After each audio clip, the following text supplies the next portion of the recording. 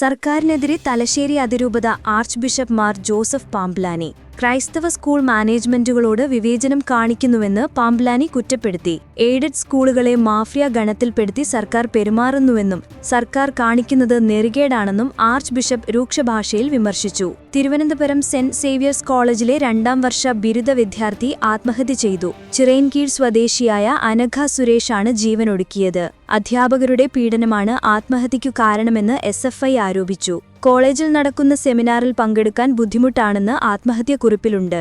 സംസ്ഥാനത്തെ രാഷ്ട്രീയ നേതാക്കൾക്കെതിരെ അപകീർത്തികരമായ വീഡിയോ പുറത്തിറക്കിയെന്ന കേസിൽ ക്രൈം നന്ദകുമാറിന് തിരിച്ചടി. കേസിൽ മുൻകൂർ ജാമ്യം തേടി നന്ദകുമാർ നൽകിയ ഹർജി സുപ്രീംകോടതി തള്ളി. കേസിൽ നന്ദകുമാറിനെ നേരത്തെ കോടതി അറസ്റ്റിൽ നിന്ന് ഇടക്കാല പരിരക്ഷ നൽകിയിരുന്നു. ഇത് കോടതി എടുത്തുകളഞ്ഞു. മാത്രമല്ല, അന്വേഷണ ഉദ്യോഗസ്ഥനുമായുള്ള ഫോൺ സംഭാഷണം നന്ദകുമാർ സാമൂഹിക മാധ്യമത്തിൽ പങ്കുവച്ചതിനെയും കോടതി വിമർശിച്ചു. മെഡിക്കൽ എഞ്ചിനീയറിംഗ് പരീക്ഷാ പരിശീലകരായ ആകാശ് എഡ്യൂക്കേഷണൽ സർവീസസിന്റെ നാഷണൽ ടാലന്റ് ഹണ്ട് സ്കോളർഷിപ്പിനുള്ള ആന്ധേ ഓൺലൈൻ പരീക്ഷ ഒക്ടോബർ 4 മുതൽ 12 വരെ നടക്കും. ഓഫ്ലൈൻ മോഡ് പരീക്ഷ ഒക്ടോബർ 5-നും 12-നും നടക്കും. രജിസ്ട്രേഷൻ https://and.akash.ac.in എന്ന വെബ്സൈറ്റിലോ ആകാശ് സെന്ററിലോ നിർവഹിക്കാം. 300 രൂപ ഫീസ്. 8 മുതൽ 12 വരെ ക്ലാസുകളിലെ വിദ്യാർത്ഥികൾക്കാണ് പരീക്ഷ. മൊത്തം 250 കോടി രൂപയുടെ സ്കോളർഷിപ്പുകളും 2.5 കോടി രൂപയുടെ ക്യാഷ് അവാർഡുകളുമാണ് സമ്മാനിക്കുന്നത്. പ്രധാനമന്ത്രി നരേന്ദ്രമോദിയെയും അമ്മയെയും ഉൾപ്പെടുത്തി AI വീഡിയോ പുറത്തിറക്കി കോൺഗ്രസ് ബീഹാർ ഘടകം. സ്വപ്നത്തിൽ അമ്മ വന്ന് തന്നെ രാഷ്ട്രീയ താൽപര്യത്തിന് ഉപയോഗിക്കരുതെന്ന് പ്രധാനമന്ത്രിയോട് പറയുന്നതും അദ്ദേഹം ഞെട്ടിയുണരുന്നതുമാണ് AI വീഡിയോയിലുള്ളത്. വീഡിയോ വന്നതിന് പിന്നാലെ പ്രധാനമന്ത്രിയെയും അദ്ദേഹത്തിന്റെ അന്തരിച്ച മാതാവിനെയും കോൺഗ്രസ് അപമാനിക്കുകയാണെന്ന് ആരോപിച്ച് BJP പ്രതിഷേധവുമായി രംഗത്തെത്തി. ഒരമ്മ മകനെ ശരിയായ കാര്യങ്ങൾ ചെയ്യാൻ പഠിപ്പിക്കാൻ ശ്രമിക്കുന്നത് എങ്ങനെയാണ് അനാദരവാകുന്നതെന്ന് കോൺഗ്രസിന്റെ മാധ്യമ പ്രചാരണ വിഭാഗം തലവൻ പവൻ ഖേര ചോദിച്ചു. കർണാടകയിലെ ഹാസനിൽ ഗണേശ് നിമജ്ജന ഘോഷയാത്രയിലേക്ക് ട്രക്ക് പാഞ്ഞുകയറി 8 പേർ മരിച്ചു. അപകടത്തിൽ 20 പേർക്ക് പരിക്കേറ്റതായാണ് വിവരം. 5 പേർ സംഭവസ്ഥലത്തും 3 പേർ ആശുപത്രിയിലുമാണ് മരിച്ചത്. തിരക്കേറിയ NH-37 റോഡിലാണ് അപകടമുണ്ടായത്. മരണസംഖ്യ ഉയരാമെന്ന് ജില്ലാ ഭരണകൂടം അറിയിച്ചു. പരിഹസിച്ചത് ചോദ്യം ചെയ്തതിന് ദില്ലിയിലെ റോഹിണിയിൽ 15-കാരിയെ ബ്ലേഡിന് കുത്തിക്കേറി കൗമാരക്കാരി. പുറത്തും മുഖത്തുമായി 20-ലേറെ തുന്നിക്കെട്ടലുമായി 15-കാരി ഗുരുതരാവസ്ഥയിൽ. 2 സ്കൂളിലെ വിദ്യാർത്ഥിനികൾക്കിടയിലുണ്ടായ വാക്കുതർക്കത്തിൽ പ്രതികാരം തീർക്കാനുള്ള ആക്രമണത്തിലാണ് 15-കാരിക്ക് ഗുരുതര പരിക്കേറ്റത്. 14-നും 15-നും ഇടയിൽ പ്രായമുള്ള വിദ്യാർത്ഥിനികളാണ് 15-കാരിയെ ബ്ലേഡിന് ആക്രമിച്ചത്. ഒട്ടകങ്ങളെ ഉപയോഗിച്ച് മദ്യം കടത്തിയ സംഘത്തെ പിടികൂടി പോലീസ്. ഫരീദാബാദിൽ നിന്ന് ദില്ലിയിലേക്ക് മദ്യം കടത്തിയ സംഘത്തെയാണ് പോലീസ് പിടികൂടിയത്. ഒട്ടകങ്ങളെ ഉപയോഗിച്ച് കാട്ടുവഴിയിലൂടെ മദ്യം കടത്താൻ ശ്രമിക്കുന്നതിനിടെയാണ് സംഘത്തെ പോലീസ് പിടികൂടിയത്. ഇവരുടെ പക്കൽ നിന്ന് 42 കാർഡ്ബോർഡ് പെട്ടി മദ്യവും 3 ഒട്ടകങ്ങളെയും പോലീസ് പിടിച്ചെടുത്തു. സുപ്രീം കോടതിയുടെ അതിസുരക്ഷാ മേഖലകളിൽ ഫോട്ടോകൾ എടുക്കുന്നതും സോഷ്യൽ മീഡിയ റീൽസ് ചിത്രീകരിക്കുന്നതും നിരോധിച്ച സുപ്രീം കോടതി അഭിമുഖങ്ങളോ ലൈവുകളോ നൽകാൻ താരതമ്യേന സുരക്ഷാ പ്രശ്നങ്ങൾ കുറവുള്ള പുൽത്തകിടിയുള്ള ഭാഗങ്ങൾ തിരഞ്ഞെടുക്കണമെന്നും മാധ്യമപ്രവർത്തകരോട് ആവശ്യപ്പെട്ടു. സെപ്റ്റംബർ 10-ന് പുറത്തിറക്കിയ സർക്കുലറിലാണ് നിർദ്ദേശമുള്ളത്. മുൻ നിലപാടുകളിൽ നിന്ന് വ്യത്യസ്തമായി പലസ്തീൻ പ്രശ്നത്തിൽ ദ്വിരാഷ്ട്ര പരിഹാരം നിർദ്ദേശിക്കുന്ന പ്രമേയത്തിന് അനുകൂലമായി വോട്ട് രേഖപ്പെടുത്തി ഇന്ത്യ. UN പൊതുസഭയിൽ ഫ്രാൻസ് കൊണ്ടുവന്ന പ്രമേയത്തിനെയാണ് ഇന്ത്യ അനുകൂലിച്ചത്.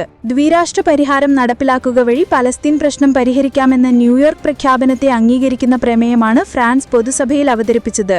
പ്രമേയത്തെ ഇന്ത്യ ഉൾപ്പെടെ 142 രാജ്യങ്ങൾ അനുകൂലിച്ചു.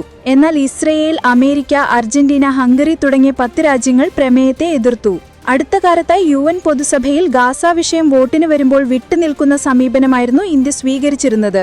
നേപ്പാൾ സുപ്രീം കോടതി മുൻ ചീഫ് ജസ്റ്റിസായ സുശീല കാർക്കി നേപ്പാളിന്റെ ഇടക്കാല പ്രധാനമന്ത്രിയായി സത്യപ്രതിജ്ഞ ചെയ്ത് അധികാരമേറ്റും. നേപ്പാളിന്റെ ആദ്യ വനിതാ പ്രധാനമന്ത്രിയാണ് സുശീല കാർക്കി.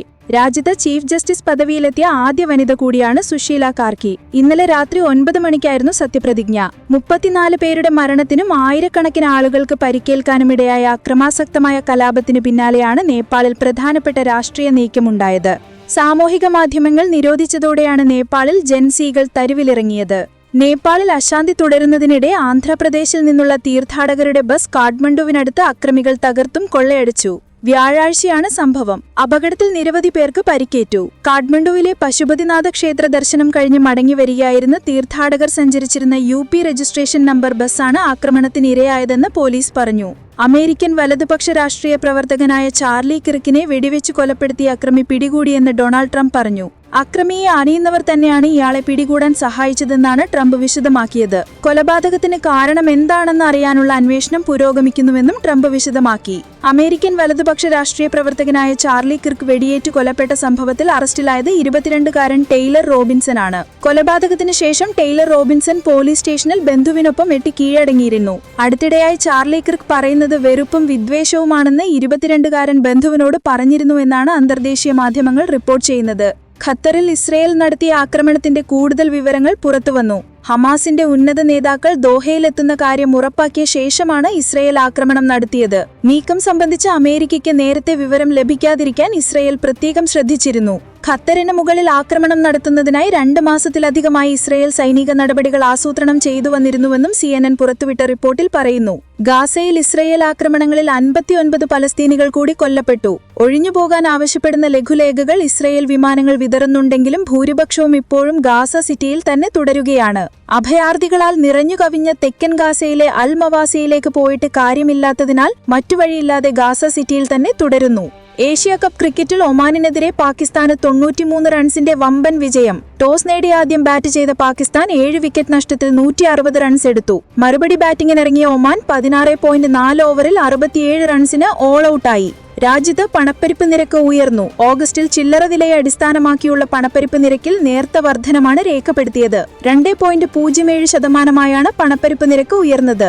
ഇത് ജൂലൈയിൽ 1.61%. പച്ചക്കറികളുടെയും മത്സ്യത്തിന്റെയും മാംസത്തിന്റെയും വില ഉയർന്നതാണ് പണപ്പെരുപ്പ് നിരക്കിൽ പ്രതിഫലിച്ചത്. കഴിഞ്ഞ വർഷം ഇതേ കാലയളവിൽ പണപ്പെരുപ്പ് നിരക്ക് 3.65%. ഓഗസ്റ്റ് മാസത്തിൽ പണപ്പെരുപ്പം ഉയരാൻ കാരണം പ്രധാനമായും പച്ചക്കറികൾ, മാംസം, മത്സ്യം, എണ്ണ, കൊഴുപ്പ്, മുട്ട എന്നിവയുടെ വിലയിലുള്ള വർധനമാണെന്ന് നാഷണൽ സ്റ്റാറ്റിസ്റ്റിക്സ് ഓഫീസ് അറിയിച്ചു. പണപ്പെരുപ്പം 4% താഴെ നിലനിർത്തണമെന്ന് സർക്കാർ റിസർവ് ബാങ്കിനോട് ആവശ്യപ്പെട്ടിട്ടുണ്ട്.